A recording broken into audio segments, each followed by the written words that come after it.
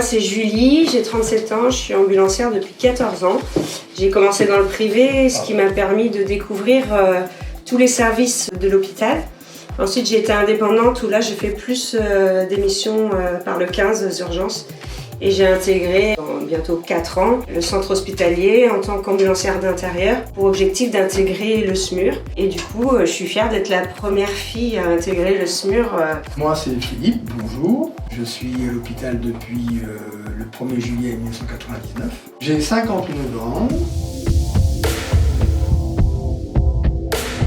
On prend en charge les patients d'un service où ils sont hospitalisés pour des consultations qui nécessitent un transport sur la voie publique. Il y a plusieurs transports en ambulance, patient allongé, en TPMR, patient qui est plutôt en fauteuil, qui a besoin d'une surveillance, d'accompagnement, d'écoute. Et il y a également aussi des transports de patients qui marchent. Là, les transports se font en VSL. On apporte surtout de la bienveillance. On travaille aussi en collaboration avec les équipes médicales, tout ce qui est transmission, pour la continuité des soins pour le patient. On fait des carences. Donc des carences, c'est des transports qui sont demandés par le 15 et on doit aller chercher les gens à leur domicile. On fait des SPDT qui sont là des transports de psychiatrie. Pareil, c'est fait par le 15, c'est régulé par le 15 avec le médecin régulateur qui nous envoie avec un ambulancier SMUR. On va chercher 2 infirmiers psy à la fontaine de l'hôpital et on va chercher ce patient. Et ensuite, on fait aussi des transports de maison d'arrêt et des transports de corps.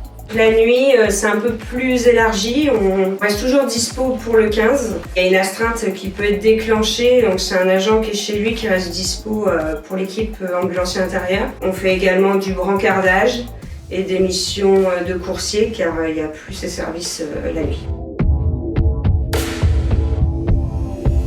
C'est la bienveillance pour les personnes qu'on accompagne dans le soin.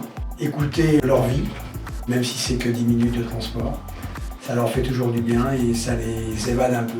Le travail en équipe, sentir qu'on peut servir pour les autres, accompagner le patient, écouter, rassurer. C'est un métier qui est diversifié parce que chacun a son histoire.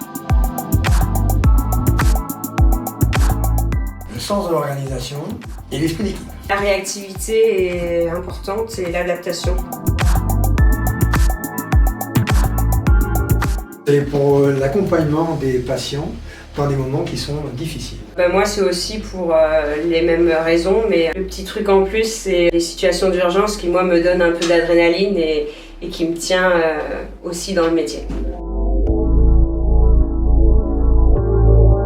Il y a quelques années, dans mes débuts, en 99, j'ai transporté une patiente qui avait un cancer et à cette époque-là, je fumais. Donc je prends cette dame, je la transporte, on arrive dans l'ascenseur, je la rentre dans l'ascenseur et cette dame me dit « Jeune homme, il y en a un de nous deux qui ne sent pas bon ». J'ai été un petit peu vexé mais je ne lui ai pas dit. Et dans la journée, j'ai rencontré un collègue qui était dans le même cadre que le mien, qui fumait. Et donc il me dit « Est-ce que tu es d'accord d'arrêter de fumer, Fifi ?» Eh bien j'ai dit oui. Et donc à 5 heures, nous avons arrêté de fumer.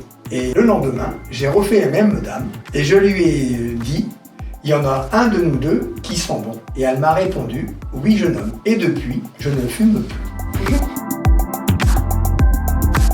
Pour moi, c'est un métier où il y a toujours de l'action, de l'humanité et que je fais avec passion.